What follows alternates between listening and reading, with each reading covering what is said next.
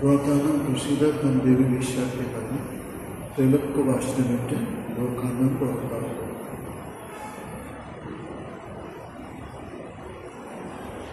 ভারতীয় কৃষ্টি সংস্কৃতি সভ্যতার ভারত বাহক রামকৃষ্ণ মিশন প্রায় 125 বছরের বেশি ধরে এই সংঘ এগিয়ে চলেছে। যদিও 125 বা 127 নয়, অনেক আগেই ভগবান শ্রীরামকৃষ্ণদেব যখন দক্ষিণেশ্বরে ছিলেন তখনই তার প্রার্থনায় তিনি কি বলতেন? তিনি বলতেন, ওরে তোরা শুদ্ধ সত্য ভক্তেরা কোথায় আছিস, হায় তোদের না দেখে পাচ্ছি না। এরপরে ভক্তরা সব জড়ো হয়েছিল। 1886 খ্রিস্টাব্দের 1 জানুয়ারি আমরা এখানেও সকালের দিকে অনুষ্ঠান করব, ইচ্ছা আছে। তো সেদিনও তিনি ভক্তদের কৃপা করেছিলেন, আর কি আশীর্বাদ করে তোদের চৈতন্য নাম। তারপরে তিনি আলাদাভাবে গুরু গোপাল দাদার আনিত চন্দন,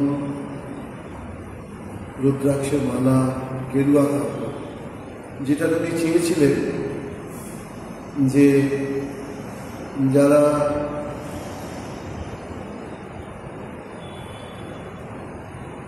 গঙ্গা সাগর যাত্রীদের দান করবে, সেইটাই ঠাকুর বললেন এখানে এই ছেলেগুলো আছে, এদের দিলে লক্ষ ব্রাহ্মণকে দান করার ফল তোমার হবে। তাকেও তিনি দিয়েছিলেন। নরেনকে ঘন্টার পর ঘন্টা আলাদাভাবে ডেকে তিনি মঠ প্রতিষ্ঠা বা একটা সংঘ প্রতিষ্ঠার আদেশ দান করেছিলেন। তো আমরা এই সংঘে দেখি কালী পুজো হয়, দুর্গা পুজো হয়, কোথায় জগদ্ধাত্রী পুজো হয়, সরস্বতী পুজো হয়, প্রত্যেক একাদশীতে রামনাম সংকীর্তন হয়, আবার কোথাও কোথাও পূর্ণিমাতে শ্যামনাম সংকীর্তন হয়, কোথাও চণ্ডীপাঠ, কোথাও অনুষ্ঠান চণ্ডীপাঠ হয়, এবং সাপ্তাহিক পাঠের মধ্যে কোথাও রামায়ণ থাকে, কোথাও মহাভারত থাকে, কোথায় উপনিষদ ইত্যাদি নানাভাবে এই সংঘ আসলে ভগবান শ্রীরামকৃষ্ণদেব প্রসঙ্গে শ্রীমা বলেছিলেন, বাবা ওনার মধ্যেই তো সব দেবদেবী রয়েছে। স্বামী বিবেকানন্দ সেটা জানতেন, সেই জন্যই তিনি স্তব রচনা করেছিলেন, স্তোত্র রচনা করেছিলেন। সংস্থাপক আছে ধর্ম সর্বধর্ম স্বরূপিণী অবতার পৃষ্ঠায় রামকৃষ্ণায় প্রেমী। তা আমরা এখানে বিভিন্ন ভাবেই এই কখনো চণ্ডী, কখনো উপনিষদ, কখনো ঠাকুরমা স্বামীজি বই ইত্যাদি পাঠ করি। এবং সপ্তাহে একটা দিন একটু দুর্গা তত্ত্ব, চণ্ডী ইত্যাদি আলোচনার জন্যে রাখা হয়েছে। আজকে সেই দিনটাও বা সেই সময়টা আমরা রাখতে চাইছি। দেবী দুর্গার শক্তিতে আমরা ব্রহ্ম তেজ পাই। আমাদের রোগ, শোক, দুঃখ, জ্বালা, যন্ত্রণা, এই তিতাব যে জ্বালা যন্ত্রণা, সেগুলো থেকে রক্ষা পাই। আমরা পাই কি? পরম আনন্দ, যেটা আমাদের প্রকৃত স্বরূপ। আমি মন নয়, বুদ্ধি নয়, অহংকার নয়, চিত্ত নয়, আমি কে? শিবহম শিবহম, সেই শিব। তা আমরা একটু পাঠের মধ্যে আসি যে দেবী তত্ত্বে বৈদিক ভিত্তি আছে। দেবী সুক্ত, রাত্রি সুক্ত, কত বছরের পুরনো জানি না, হাজার হাজার বছরের। দেবী সুক্তের দেবতা বাঘ, অমৃতঋষি কন্যা বাগনাথী কন্যার মুখে তিনি তার অচিন্তনীয় মহিমা এবং অপরিসীম শক্তি ও লীলার কথা ব্যক্ত করেছেন। আমরা বেদেও পাই বিভিন্নভাবে এই দেবী তত্ত্বের কথা। তিনি কে না তিনি সর্বাত্মিকা, সর্বশক্তি সমন্বিতা, সর্বব্যাপী এবং সর্বশাস্ত্রী। তিনি একাদশ রূপে বিচরণ করেন। তিনি সমুদায় পশুগণকে বিষ্ণু প্রভৃতি দ্বাদশ আদিত্যকে ধারণও করেন। চণ্ডীতে আছে কি বলছেন যে মার্কণ্ডেয় পুনরুক্ত শ্রী শ্রী চণ্ডীতে দেবী সম্মুখের উক্তি একই বাহম জগত্তত্র দ্বিতীয়াকা নামা পরা। এই জগতে একা আমিই আছি, আমা ভিন্ন অতিরিক্ত আর কি আছে? যে পুরুষ অবতারের ক্রিয়াশক্তি এই দেবী শক্তি, ব্রহ্মার শক্তি হবে বলছে পুরুষ অবতারের ক্রিয়াশক্তি এই দেবী দুর্গা। বিজ্ঞানও বলে এক শক্তি বিভিন্ন রূপে বিরাজিত। এই অদ্বৈত তত্ত্বই বেদ, পুরাণ, তন্ত্র, দেবী তত্ত্বের মূল প্রতিপাদ্য। লক্ষ্মী, সরস্বতী, জগদ্ধাত্রী, উমা, পার্বতী, ভারতী, অম্বিকা, কালী, চণ্ডী, মাহেশ্বরী, বারাহী, কৌমারী, ভগবতী, গৌরী, ব্রহ্মাণী, কাত্যায়নী, চামুণ্ডা প্রভৃতি নামে যে সকল দেবীর পূজা উপাসনা হয় তা সেই মহাদেবেরই ভিন্ন ভিন্ন রূপ ও নাম মাত্র। ভারতবর্ষে শুধু ভারতবর্ষ নয়, অন্যান্য দেশেও বিভিন্ন নামে এই দেবী দুর্গার পুজো হয়। বিভিন্ন নাম, জাপানে একরকম বা অন্যান্য দেশেও দেখছিলাম যে কালী, তারা, ষোড়শী, ভুবনেশ্বরী, ভৈরবী, ছিন্নমস্তা, ধূমাবতী, বগুলা, মাতঙ্গী, কমলা এই মহাদেবীর 10টি রূপ। শ্রী চণ্ডীতে দেবীর 3টি রূপ কল্পনা করা হচ্ছে। তমগুণময়ী মহাকালী, রজগুণময়ী মহালক্ষ্মী এবং সপ্তগুণময়ী মহাসরস্বতী। মনসা, শীতলা, ষষ্ঠী, ভগ্নেশ্বরী, সুবচনী, অন্নপূর্ণা দেবী মহাশক্তিরই অংশভূতা। শক্তিবাদ এই দেবী দুর্গাকে কেন্দ্র করে অঙ্কুরিত, পরিবর্তিত ও পূর্ণতা প্রাপ্ত। শ্রী চণ্ডীতে আমরা দেখি যে উপনিষদের মধ্যেও এই দেবীর কথা বর্ণনা করা আছে। সেটা বলতে গিয়ে বলছেন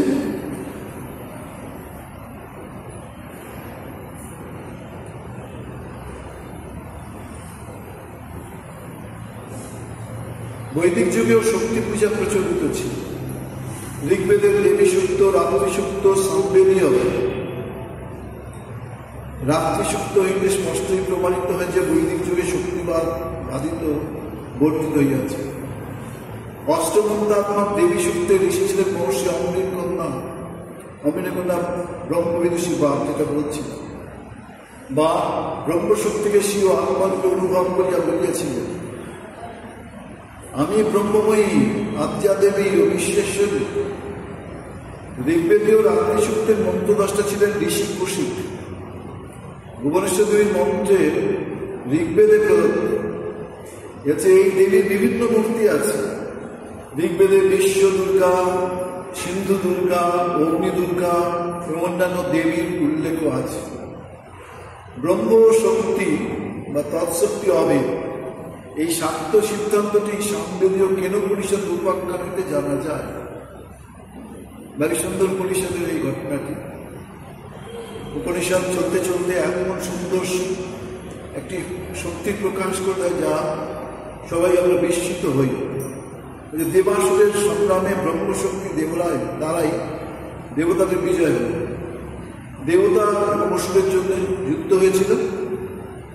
সেই যুদ্ধে দেবতারা বিজয়ী হয়েছে, কিন্তু এই গর্বে তারা স্ফীত হয়ে উঠেছে যে আমরাই আমাদের অজেয় শক্তিতেই আমরা অসুরদের কি বধ করতে পেরেছি। এইখানে ঘটনাটি ওই যে স্বশক্তিতে জয়লাভ হইয়াছে মনে করিয়া দেবগণ গৌরবান্বিত হইল। তাদের নিত্য অভিমান অপনোদন করিবার জন্য স্বশক্তি প্রভাবে ব্রহ্ম এক বিস্ময়কর মূর্তিতে দেবগণের সম্মুখে আবির্ভূত হল। ব্রহ্ম একটা জ্যোতির মতো, মাখন কিরকম খেলে বোঝা যায় না, ব্রহ্ম আপনি কথায় ব্যক্ত করতে পারবেন না। ইন্দ্রিয় আতীত তিনি, ইন্দ্রিয়ের অতীত। বলছে একটা বিস্ময়কর মূর্তিতে, যক্ষের মূর্তিতে বলছে উপনিষদে আমরা পাই। একটা বিস্ময়কর মূর্তি বলা যেতে পারে। সম্মুখে দেবতাদের সম্মুখে হঠাৎ আবির্ভূত হল। দেবগণ আবির্ভূত পূজ্যরূপকে জানিতে না পারিয়া অগ্নিকে তৎসমীপে প্রেরণ করে। ওরা বসলেন দেবতারা সব একসঙ্গে, যে কি যাও ঠিক কর। তো দেবতারা ঠিক করলেন প্রথম অগ্নিকে, তারপর বায়ুকে, তারপর ইন্দ্রকে, এরকম পরপর যাবো, তোমরা যাও। অগ্নি যখন পূজ্য ব্রহ্ম অগ্নিকে জিজ্ঞাসা করলেন, পূজ্য রূপী তোমার নাম ও শক্তি কি? অগ্নি বললেন, আমি অগ্নি নামে প্রসিদ্ধ। এই পৃথিবীতে যাহা কিছু আছে তৎসমুদায় আমি দগ্ধ করতে পারি। আমারই শক্তি আছে, সব কিছু আমি দগ্ধ করিতে পারি। ব্রহ্ম অগ্নির সম্পর্কে একটি তৃণ স্থাপন করিয়া উহা দগ্ধ করতে বললেন। সামান্য একটা তৃণ ফেলে বললেন, ঠিক আছে, তোমার শক্তির পরিচয় দাও।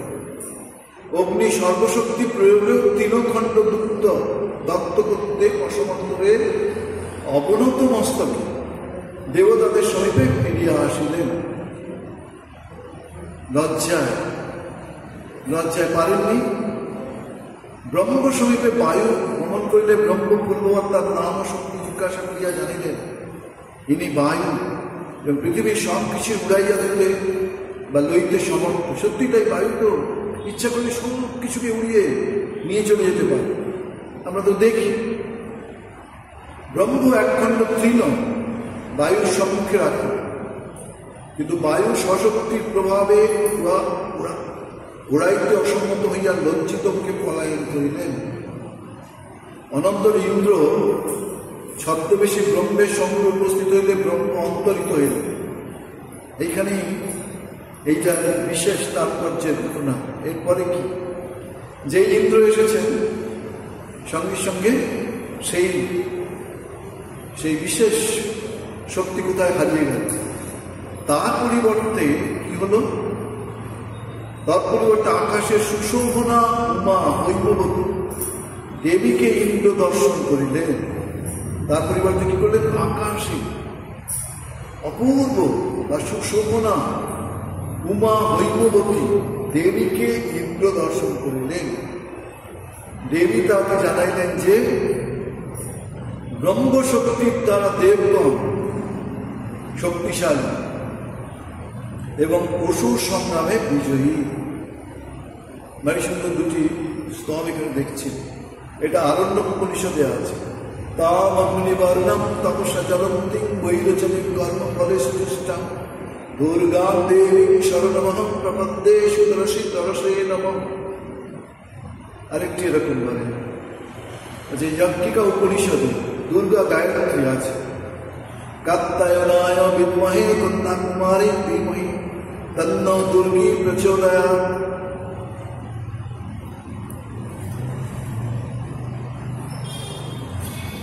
এখানে আরেকটি আখ্যায়িকার আমরা দেখব।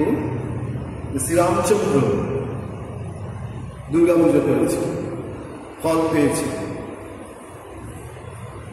সেটা নিয়ে শারদীয়া পূজা কৃত্তিবাসের কল্পিত নয়। বহু কাল হইতেই বাংলাদেশে এই প্রবাদ প্রচলিত। কাহার মতে ভাগবত পুরাণ হইতে এই আখ্যান কৃত্তিবাস গ্রহণ করিয়াছে। প্রবাদ অনুসারে রামই শরৎকালে দেবীর অকাল বোধন করেন রাবণ বধের জন্য। বোধন করতে হয়েছিল, অকাল বোধন। রাবণ ও মেঘনাদ উভয়ই দেবীর আরাধনা করিতেন। রামের আরাধনায় সম্প্রীতি হইয়া দেবী রাবণকে পরিত্যাগ করেন। রামের আরাধনা এমনভাবে করেছিলেন যাতে দেবী প্রসন্ন হয়েছে। এই মতে বাসন্তী পূজাই প্রকৃত দেবীর পূজা। একটা শরৎকালে হয় আর কি বসন্তকালে। রাজা সুরত সমাধি ওই সময় যে শ্রী শ্রী চণ্ডীর মধ্যে শরৎকালে সুরত সমাধি দেবী পুজো করেন। দেবী ভাগবতের মধ্যে শরৎকালে দুর্গা পূজার উদ্বোধন। সে যাই হোক, রামচন্দ্র 108 পদ্ম দ্বারা দেবী পূজার সংকল্প করেন। তিনি সংকল্প করেছিলেন 108 পদ্ম দিয়ে দেবী পুজো করবেন। আবশ্যকীয় সংখ্যক পদ্ম সংগৃহীত হইল। দেবী কি করলেন? ভক্তের ভক্তি পরীক্ষা করিবার জন্য ছলনা করলেন। কি ছলনা? তিনি একটি পদ্ম লুকাইয়া রাখিলেন। পূজার সময় একটি পদ্মের অভাব হওয়ায় রামচন্দ্র বিপদে পড়িলেন। পূজা পূর্ণাঙ্গ নাম হইলে দেবী সন্তুষ্ট হইবেন না, সংকল্প সিদ্ধ হইবে না। রাম পদ্মলোচন নামেই অভিহিত। শ্রীরামচন্দ্রকে অনেকেই পদ্মলোচন বলে অভিহিত করতেন। সেই জন্য তিনি নিজের একটি চক্ষু উৎপাটিত করিয়া উহাকে পদ্মরূপে শ্রীমায়ের চরণে অঞ্জলি দিবেন, এইরূপ সংকল্প করিলেন যে আমার তো চোখ পদ্মলোচন, আমি নামে অভিহিত, আমার এই চোখ একটা দেবীকে আমি উৎসর্গ করব। তিনি ধনুর্বাণ হস্তে চক্ষু উৎপাদন করিবার উপক্রম করিতে দেবী আবির্ভূত হইয়া তাকে অভিষ্ট বর প্রদান করিলেন।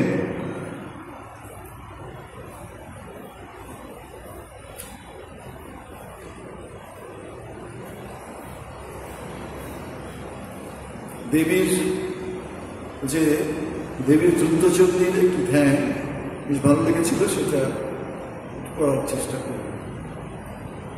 রক্তবর্ণং মহাদেবী লসচ্চন্দ্র বিভূষিতম পটবস্ত্র পরিধানম সর্বলঙ্কার ভূষিতম বরাবয়করং দেবী কুণ্ডমালা সুশোভিতম কোটিচন্দ্র সমাভাসম পদমৈ শোভিতম পরম करालबदलं देवी किञ्चित् जीवा लोहितं स्वर्णवर्णं महादेव हृदयपरिसंस्थितम् अक्षमालाधरं देवीं जपकर्म समाहितं। रुद्राचण्डी देवी হচ্ছে রক্তবর্ণা, ললাটে চন্দ্রভূষণা, পট্টবস্ত্র পরিহিতা, অলঙ্কার শোভিতা, বরাভয় করা, গলে কুণ্ডমালা ধারিণী, যে গলায় কুণ্ডমালা ধারিণী, কোটিচন্দ্র জ্যোতির্ময় মদনযুক্তা, করাল বদনা, জিহ্বাগ্র কিঞ্চিৎ রক্তযুক্তা, সুবর্ণকান্তি শিবের হৃদয় পরি সংস্কৃতা, জপমালা ধরা ও জপে নিযুক্তা। আবার বলি, রুদ্রচণ্ডী দেবী রক্তবর্ণা, ললাটে চন্দ্রভূষণা, পট্টবস্ত্র পরিহিতা, অলঙ্কার শোভিতা, বরাভয় করা, গলে কুণ্ডমালা ধারিণী, কোটি চন্দ্রময় জ্যোতির্ময় বদনযুক্তা, করাল বদনা, জিহ্বাগ্র কিঞ্চিৎ রক্তযুক্তা, সুবর্ণকান্তি শিবের হৃদয়বলী সংস্থিতা, জপমালা ধরা ও জপে নিযুক্তা। আমরা আগের দিন দেবী কবচ শুরু করেছিলাম। চণ্ডী জপের, চণ্ডী পাঠের মধ্যে দেবী কবচ থাকেন। এই বহু মানুষ দেবী কবচ পাঠ করে শান্তি পায়, শক্তি পায়, ফল পায়, পথ পায়। মায়ের শক্তি কৃপা হলে সংসারিক দুঃখ তো দূর হয়, পারমার্থিকও পরম কল্যাণ হয়।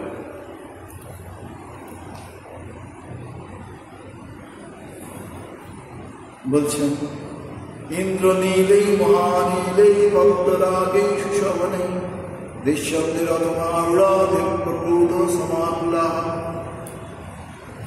শঙ্খম চক্রম পদাং শক্তি ঘনঞ্চম সরায়ুধম খেটকম তমরঞ্চৈব পরশুম পাশমেব চ কুন্তায়ুধম ত্রিশূলঞ্চ শঙ্করুধামোত্তমম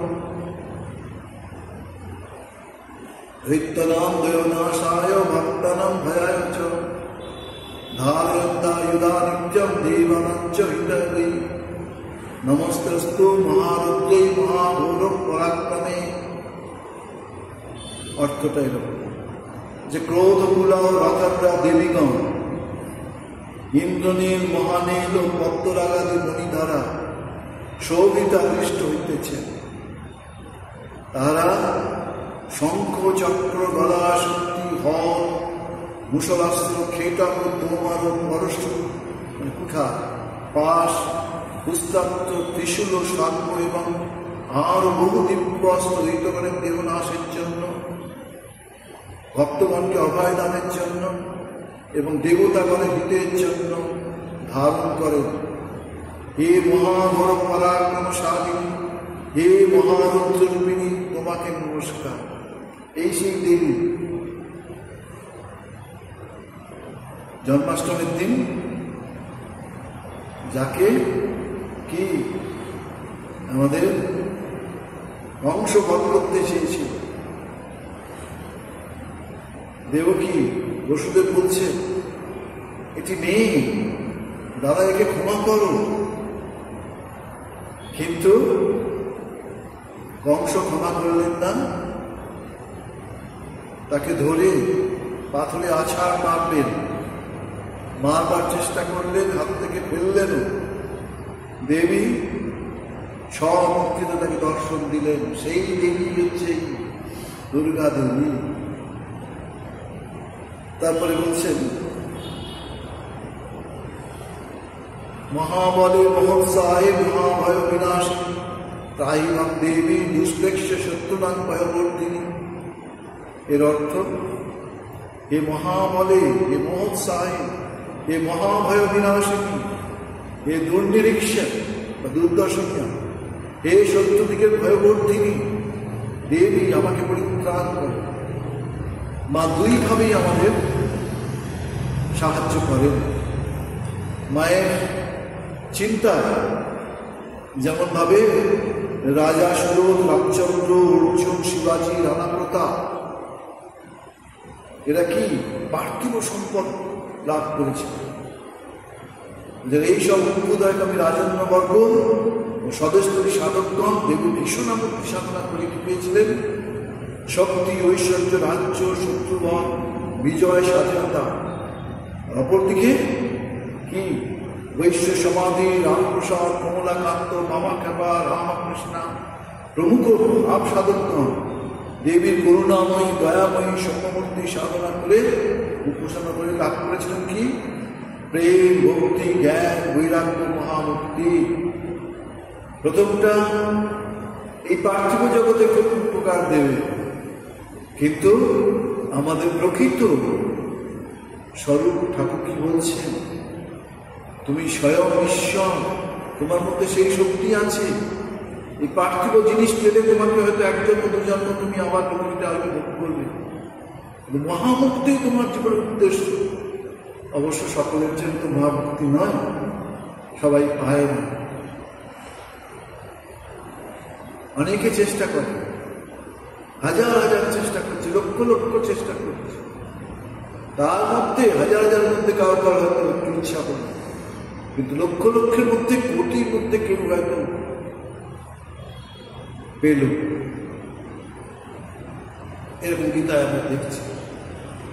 তারপরে বলছেন প্রাচ্য প্রাচ্যত মামেন্দ্রে অগ্নিয়াম অগ্নিদেবতা দক্ষিণে মাহত বারাহী নৈত্যম খড়গধারী।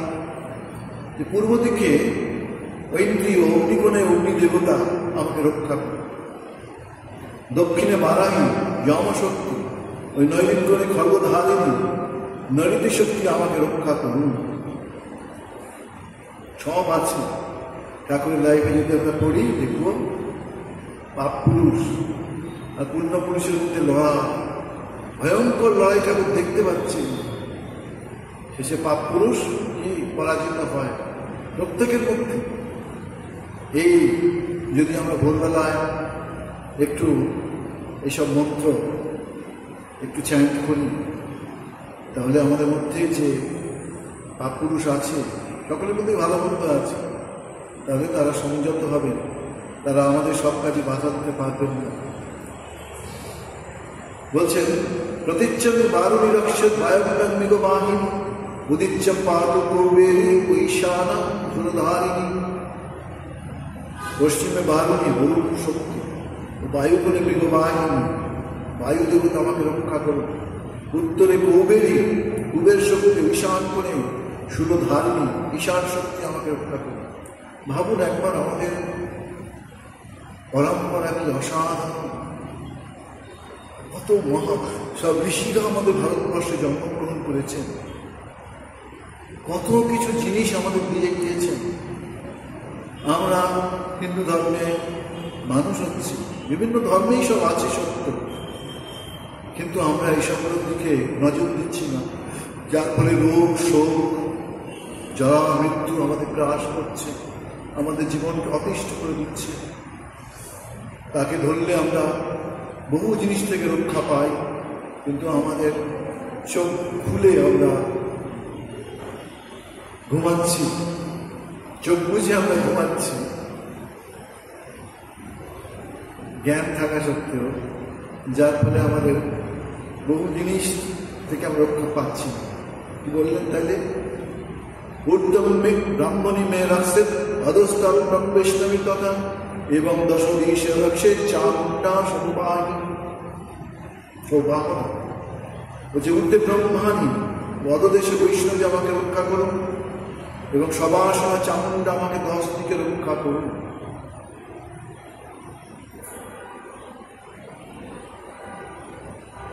জয়ামাম অগ্রত পাত বিজয়া পাত পৃষ্ঠত অজিতা বাম পার্শ্বে দক্ষিণে চাপরাজিতা। জয়া আমার সম্মুখ দিক, বিজয় আমার পশ্চাৎ দিক, অজিতা বাম পার্শ্ব এবং অপরাজিতা দক্ষিণ পার্শ্ব রক্ষা করুন। শিখাম্যে দতিনী রক্ষে ধূমা মূর্তি ব্যবস্থিতা মালা ধরে ললাটে চ ভূম রক্ষে যশস্বিনী। যে দতিনী আমার শিখা রক্ষা করুন, উমা আমার মস্তকে অবস্থান করুন, মালাধারী ললাট যশস্বিনী আমার হৃদয় রক্ষা করুন। আস্তে আস্তে হবে। দেবীর স্তোত্র একটু পাঠ করতে ইচ্ছা হচ্ছে এবং তার কয়েকটা মানেও বলব। দেবী প্রপন্নার্থী হরি প্রসীদ প্রসীদ মাত জগত কিলস্য প্রসীদ বিশ্বশ্বরী পাহি বিশ্বম তমেশ্বরী দেবী চলাচলস্য। হে ভক্ত দুঃখহারিণী দেবী, আপনি প্রসন্ন হন। হে নিখিল বিশ্ব জননী, আপনি প্রসন্ন হন। হে বিশ্বেশ্বরী, আপনি প্রসন্ন হইয়া বিশ্ব পালন করুন। হে দেবী, আপনি চরাচর জগতের অধীশ্বরী। আধারভূতা জগতস্তমেক মহিষরত্না যতস্তিতাস অপাং স্বরূপাসুতয়ত আপ্যায়ত কৃষ্ণ অনন্ত বীর্যে। হে অনন্ত বীর্যে, আপনি পৃথিবী রূপে বিরাজিত বলিয়া একাকিনী জগতের আশ্রয় স্বরূপা। আপনি জল রূপে অবস্থিত হইয়া এই সমগ্র জগৎকে পরিপুষ্ট করিতেছেন, অতএব আপনি সর্বাত্মিকা। এর সঙ্গে আমরা যদি একটু শ্রীমায়ের লাইফটা কানেক্ট করি তো আমাদের বুঝতে অনেক সুবিধা হবে। শ্রীমা বলতেন, আমারও জন্ম বাবা ঠাকুরের মতোই তো। আমার মা গেছিলেন কি শান্তিনাথ শিব মন্দিরে প্রণাম করতে, ফেরার পথে প্রাকৃতিক কারণে তাকে বসতে হয়েছিল। এটি গাছের নিচে অন্ধকার হয়েছিল। হঠাৎ দেখলেন গাছ আলোয় আলোকিত হয়ে গেলেন, আর কি একটি অল্প বয়সী কন্যা সেই গাছে তিনি লক্ষ্য করলেন। সেই ডাল ধরে ধরে নিচে নেমে এসে বললেন, কি মা, এই তো আমি তোমার কাছে এলো। মায়ের মা বলছেন, আমি অজ্ঞান হয়ে পড়েছিলাম, তারপরে ওঠার পর দেখি কয়েকদিনের মধ্যেই আমি বুঝতে পারলাম এই আত্মার সত্তা হয়েছে। সেই দেবী, যে দেবীর কথা আমরা আলোচনা করছি, সেই দেবী দক্ষিণেশ্বরে আছে। যোগীন মাকে একদিন তিনি বলছেন, একটু পড়লে ভালো হবে, দুটো একটা ইনস্ট্যান্স সময় নেই। এই দক্ষিণেশ্বরের প্রথম দিনের কথা। যোগীন মা তখন শ্রীমায়ের অন্তরঙ্গ রূপে সুপরিচিতা। একদিন শ্রীমা আগে জিজ্ঞাসা করে, যোগেন, তুমি শুকনো বেলপাতায় পুজো করো কি? মাই তো সর্বাত্মিকা, মাই তো সর্বশক্তি সমন্বিতা। যোগেন দুঃখ কষ্ট জ্বালা পেয়ে ঠাকুরের কাছে এসেছিলেন। ঠাকুর আবার এদের সব মায়ের সঙ্গী করে দিয়ে গেছে। তো শ্রীমাও থাকেন দক্ষিণেশ্বরে। যোগিন্দার বাড়িতে কলকাতায় কিভাবে কি দিয়ে পুজো করে যোগিন্দা কোনোদিন বলেননি। শ্রীমা কি করে জানলেন? শ্রীমা সেই শক্তি নিয়েই পৃথিবীতে এসেছে। যোগিনমা দক্ষিণেশ্বরে পূজার জন্য বিপত্র লইয়া যাইতেন এবং বা শুকাইয়া গেলেও তাহা দ্বারাই পুজো করিতেন। সুতরাং তিনি উত্তর দিলেন, হ্যাঁ মা, কিন্তু তুমি কি করে জানলে? স্মিত মুখে মা বললেন, আজ আমি সকালে ধ্যান করবার সময় দেখতে পেলুম তুমি শুকনো বেলপাতা দিয়ে ব্যাস দিয়েছে। কথাটা শেষ না করে তাড়াতাড়ি মা বললেন, পুজো করছিলে। বুদ্ধিমতী যোগীমা স্তম্ভিত হইয়া মায়ের মুখের দিকে চাইয়া রইলেন। মা লজ্জায় আরক্ত হইয়া যোগীমাকে জড়াইয়া ধরলেন।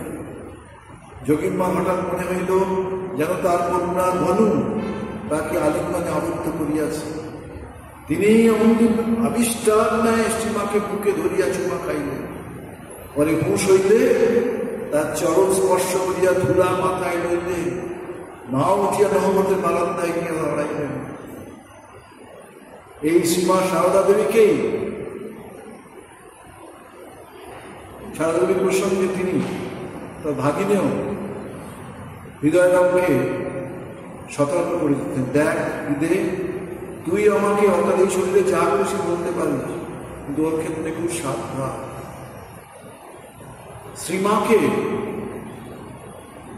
শ্রীমাকে ঠাকুর প্রশ্ন করেছিলেন, তুমি কি আমাকে সংসার পথে টেনে নিয়ে যেতে এসেছ দক্ষিণেশ্বরে একান্তে পেয়ে? তার উত্তরে শ্রীমাকে উত্তর দিয়েছিলেন, যে মহিলা এক পাতাও বই পড়েননি, স্কুলে যাননি, সেই শিক্ষায় শিক্ষিত হননি, সেই তিনি কি বললেন, আমি তোমার সহধর্মিনী, তোমার ধর্মপথে সাহায্য করার জন্যই এসেছি। কে তিনি? শ্রীরামকৃষ্ণ যদি তার স্বরূপ উন্মোচন না করতেন আমরা কি জানতে পারতাম? আমরা জানতে পারতাম না। যতদিন যাচ্ছে শ্রীরামকৃষ্ণের ইচ্ছায় শ্রীমা একটার পর একটা সহস্রদলের পাত্র উনি খুঁজছেন, মেলছেন নিজে থেকে, আর জগৎস্তম্ভিত বিস্মিত হচ্ছে। তাই তো মনে হয়। আর একবার শ্রীমা ঠাকুরের চরণ সেবা করছেন, তিনি জিজ্ঞাসা করলেন, আমি তোমার কি হই? আমরা তো সবাই জানি পার্থিব দৃষ্টিতে শ্রীমা ঠাকুরেরই সহধর্মিনী, এটাই কি তার সর্বস্ব? ঠাকুর কিন্তু চিনিয়ে দিলেন কি, যে ভবতারিণী মা মন্দিরে আছেন। আরে বাপ রে বাপ, শুনলে অবাক হয়ে যেতে হবে, বিস্মিত হতে হবে। আমরা রোজ শুনি বলে আমাদের কিছু কাজই হয় না, সাধারণভাবে আমরা আবার বলতে, যে মা নহবতে আছেন গর্ভধারিণী সেই, আর যে আত্মাশক্তি মহামায়ী আমার চরণ সেবা করছে, সেই যে আমার চরণ সেবা করছে সেই আত্মাশক্তি মহামায়ী একই। তোমাকে আমি সেই রূপেই দেখি, ষোড়শী রূপে। বলহাটি কালী পুজোর দিন শ্রীরামকৃষ্ণদেব কাঁধ পায়ে অঞ্জলি দিলেন। সেই মহামায়েরই পুজো হবে 22 তারিখে। সারা ভারতবর্ষ, সারা পৃথিবীতেই তিনি পুজো গ্রহণ করবেন। যেখানে তার ভক্ত আছেন, যাদের কাছে তিনি মায়া সরিয়ে এই স্বরূপকে বুঝিয়েছেন। স্বামী বিবেকানন্দ বেলুন মঠে থাকতেন, শ্রী মায়া পুজো করছেন। দেবী পুজো তো স্বামীজি তো শুরু করলেন। রাজা মহারাজ, বাবুরাম মহারাজ, শরৎ মহারাজ, এরা সবাই মায়ের পায়ে ফুল দিয়ে পুজো করেছে, সবাইকে মা আশীর্বাদ করেছেন।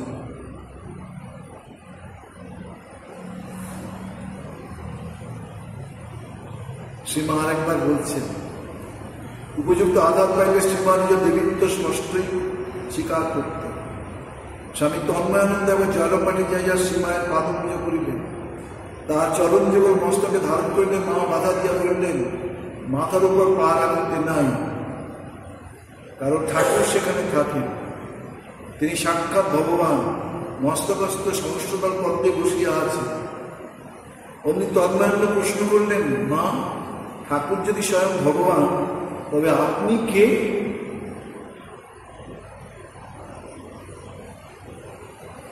এইসব প্রশ্ন সেরকম আধার দেখলে শ্রীমা কি নিজেকে প্রকাশ করতে বিন্দু মাত্র ইতস্তত না করে মা উত্তর দিলেন, আমি আর কে? আমিও ভগবতী। দুর্গা পুজোর সময় কত কত মানুষ পূজার সামগ্রী নিয়ে এসে হাজির হতো। মা কলকাতায় থাকতে একের পর এক প্রণাম করছে না, বেলপাতা ফুলের ঠেকে পড়ছে একেবারে। মা সব গ্রহণ করতেন, লজ্জা পটান্বিত মাও হতেন। মহিলাদের সামনে তিনি নিজেকে প্রকাশ করতেন বেশিরভাগ সময়, আবার পুরুষের সামনে তিনি ঘোমটা টেনে দিতেন। আবার একটি কথা মনে পড়ছে, সেটা হলো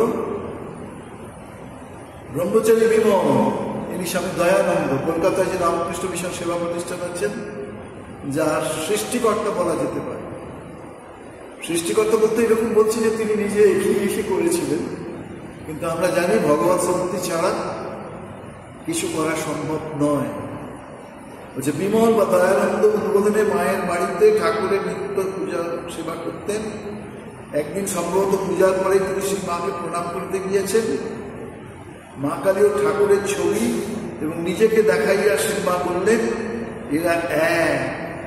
মা কালী, ঠাকুরের ছবি এবং নিজেকে দেখিয়ে বলছেন এরা এক। শ্রীমায়ের কথা কি? আমি সত্যকারের মা, কথার কথার মা নয়, পাতানো মা নয়, গুরুপত্নী নয়, আমি চিরদিনের মা, জন্ম জন্মান্তরের মা। আমাদের মন যাদের পার্থিব বিষয়ে একটু কিছু অভাব হলে যে আমাদের পাম থেকে চুল খসলে যেমন অবস্থায়, আমাদের অবস্থা সেরকম। যদি আমরা একটু চিন্তা করি তাহলে আমরাও বুঝতে পারবো সেই বিশেষ শক্তি আমার পৃথিবীতে এসেছে, যেটার কথা বলতে গিয়ে স্বামী বিবেকানন্দ বলছেন 10,000 বছরেও ঠাকুরের মধ্যে শক্তি আসে কিনা সম্ভব। আর ঠাকুর এলেই তা কি তার শক্তি নিয়ে আসে। এই শক্তি আদিভৌতিক আদিদেবী গামধাত্রী, সেই শক্তি এই মহিলা রূপে ঠাকুরের সঙ্গে এবারে এসেছে। যেখানে শেষ করি, মা বলতেন বাবা যে এসেছে, যে আসেনি, যে আসবে, শরীর যাওয়ার আগে এই আশীর্বাদ তিনি করে গেছিলেন, যে এসেছে, যে আসেনি, যে আসবে, বাবা সকলের জন্য আমার শুভ আশীর্বাদ রইল। তার সেই শুভ আশীর্বাদ আমাদের এই পৃথিবীতে নিশ্চয়ই কল্যাণ করুক, মানুষ তাকে আশ্রয় করুক, তার শক্তিতে বা তার কৃপায় জগতে শান্তি আসুক, স্বস্তি আসুক, মানুষ মানুষের মতো বাঁচতে পারুক, যে যার ভাবে ভাবুক না, থাকুক না কেন। ওম যথার্থ দায়িকা শক্তি রামকৃষ্ণ সুতাইয়া সর্ববিদ্যা স্বরূপান্তম শারদাম প্রণমামি। ওম সর্বমঙ্গল মঙ্গলে শিবে সর্বার্থ সাধিকে শরণ্যে ত্রাম্বকে গৌরী নারায়ণ নমস্তুতে। সৃষ্টি স্থিতি বিনাশানাং শক্তিভূতে সনাতনে গুণাশ্রয় গুণময়ে নারায়ণ নমস্তুতে। শরণাগত দীনার্থ পরিত্রাণ পরায়ণে সর্বস্বার্থে হরে দেবী নারায়ণ নমস্তুতে। ঠাকুরের সন্তানেরা মায়ের চরণে ফুল নিবেদন করছে, আর এই দেবী স্তব বলছেন। বিশেষ করে স্বামী রামকৃষ্ণানন্দরী ব্যাঙ্গালোরতে এই মাকে প্রণাম করছেন, নিবেদন করছেন, তুমিই সর্বস্ব, তুমিই শক্তি। শান্তি শান্তি শান্তি। হরিওম তৎসৎ। শ্রীরামকৃষ্ণ अर्पणमस्तु। जय दुर्गी दुर्गति नाश। সকলকে নমস্কার, শুভেচ্ছা, অভিনন্দন।